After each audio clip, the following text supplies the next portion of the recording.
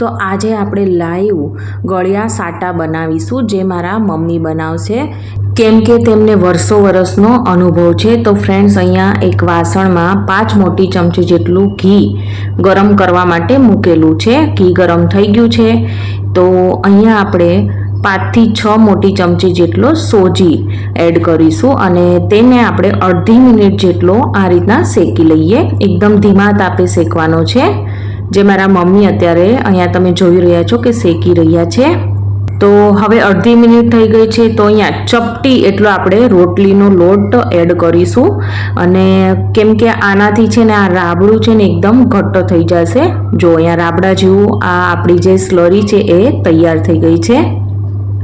તો તમે રોટલીના લોટની જગ્યાએ મેંદાના લોટનો પણ ઉપયોગ કરી શકો છો। તો બસ હવે તમે જોઈ રહ્યા છો કે આપણી સ્લરી છે ને એકદમ સરસ એવી બનીને તૈયાર થઈ ગઈ છે। તો હવે આપણે આગળની પ્રોસેસ કરીશું। તો જનરલી સાટા બનાવવા માટે મેંદાના લોટનો જ ઉપયોગ થતો હોય છે, પરંતુ આજે છે ને આપણે થોડા હેલ્ધી બનાવવાના છીએ। તો તે માટે થઈને આપણે અહીંયા છે ને રોટલીનો ઝીણો લોટ લીધેલો છે।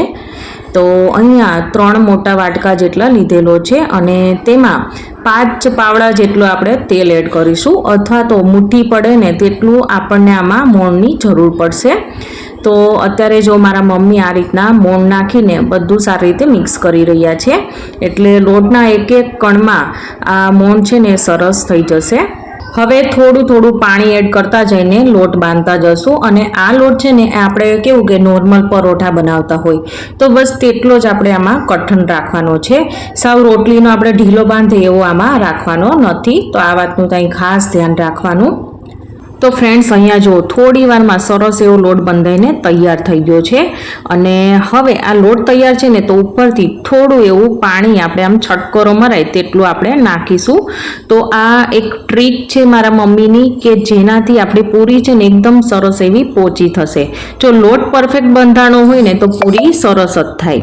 તો જો અહીંયા આ રીતના છે ને એકદમ સારી રીતે પાણી નાખીને કૂણવી લેવાનો લોટને, 1 મિનિટ જેટલો આમાં તમને ટાઈમ લાગશે। અને હવે જો અહીંયા લોટ પણ કૂણવાઈ ગયો છે, તો હવે ઉપરથી આપણે થોડો એવો છે ને કોરો લોટ સ્પ્રિંકલ કરીશું અને ફરીથી લોટને અડધી મિનિટ જેવો કૂણવી લઈએ। તો ફાઇનલી આ લોટ છે એકદમ સરસ કૂણવાઈ ગયો છે। તો હવે ઉપરથી છે ને અડધી ચમચી જેટલું આપણે તેલ એડ કરીશું અને ફરીથી તેને કૂણવી લઈએ। તો હવે આ લોટને છે ને આપણે રેસ્ટ આપવાની બિલકુલ જરૂર નહીં પડે, આમાંથી આપણે ડાયરેક્ટ જ પૂરી બનાવીશું। તો જો અહીંયા છે ને આપણે જે નોર્મલ રોટલી બનાવતા હોય તેમાં જેટલો લુવો લઈએ ને તેટલો જ મારા મમ્મીએ અહીંયા લીધેલો છે અને જેમ બને ને એમ આપણે અહીંયા પતલી રોટલી વણવાની છે અને તો ફટાફટ કેવું કે ઉકળશે અને ફટાફટ બનીને તૈયાર થશે। તો એકસાથે આપણે છે ને 2 રોટલીઓ વણી લેશું।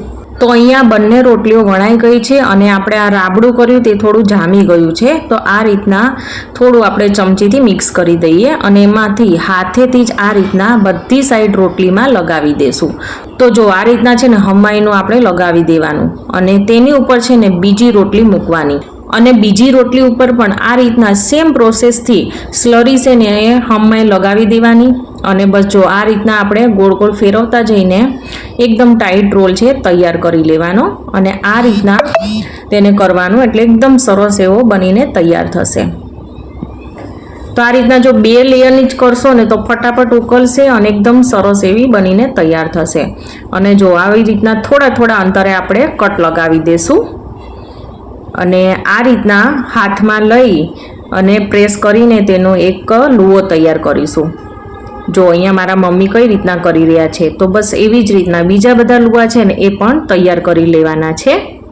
તો તેમાંથી એક પૂરી આપણે વણી લઈએ એટલે તમને આઈડિયા આવી જાય કે કઈ રીતના વણવાનું। તો એકદમ છે ને પોચા હાથે થોડીક આપણે આ છે ને જાડી રાખવાની, બહુ પતલી નહીં કરવાની।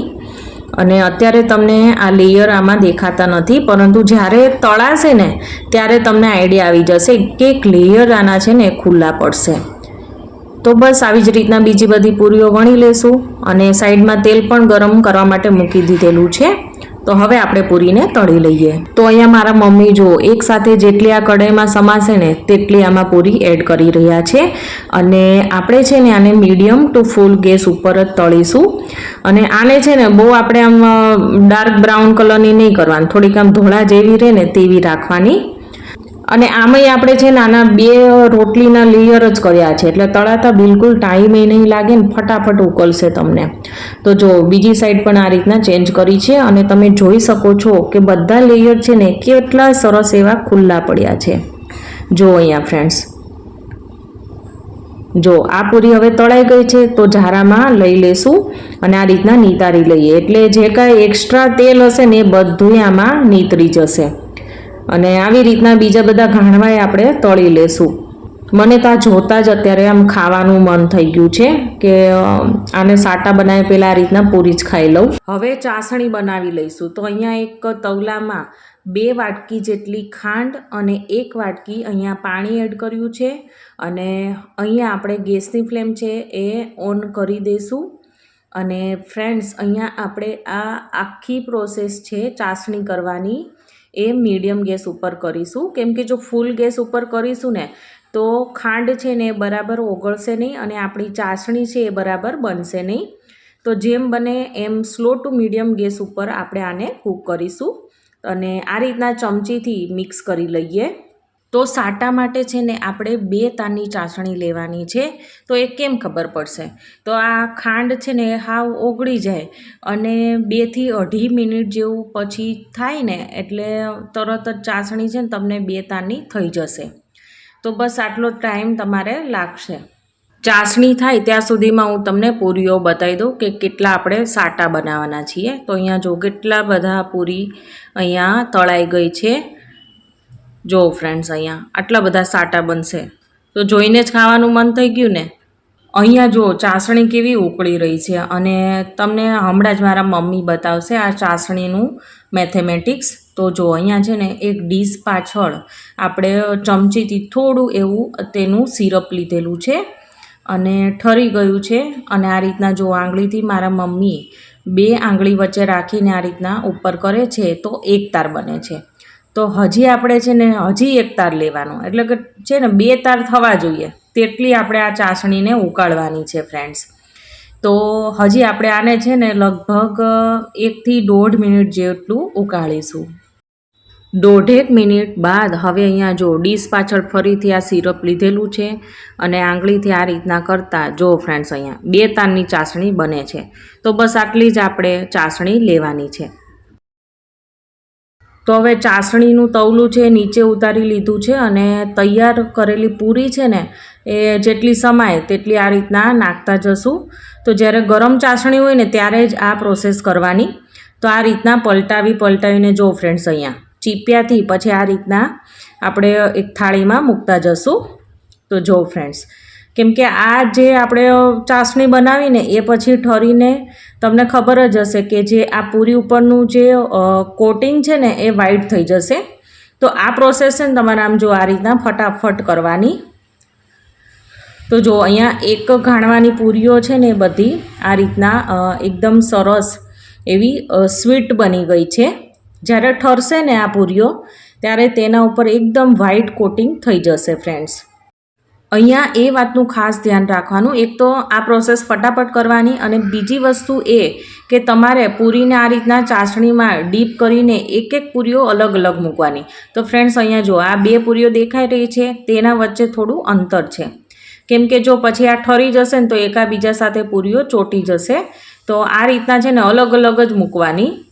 તો બસ આવી જ રીતના બીજી બધી પૂરીઓ છે ને એ પણ આપણે આ રીતના કરી લેશું. તો 2 કલાક પછીના ઠર્યા પછીના આ સાટા છે. તો ફ્રેન્ડ્સ, અહીંયા જો ઉપર છે ને એકદમ સરસ એવું વ્હાઈટ કોટિંગ થઈ ગયું છે અને એકદમ સરસ એવા મોંમાં મૂકતા જ ઓગળી જાય એવા સરસ આપણે આ સાટા બનીને તૈયાર થઈ ગયા છે. તો ફ્રેન્ડ્સ, તમને મારી આજની આ સાટાની રેસીપી ગમી હોય તો મારી ચેનલને સબસ્ક્રાઈબ, લાઇક અને શેર કરવાનું ના ભૂલતા. તો આપણે ફરીવાર મળીશું એક નવા જ વિડીયો સાથે. Thank you for watching.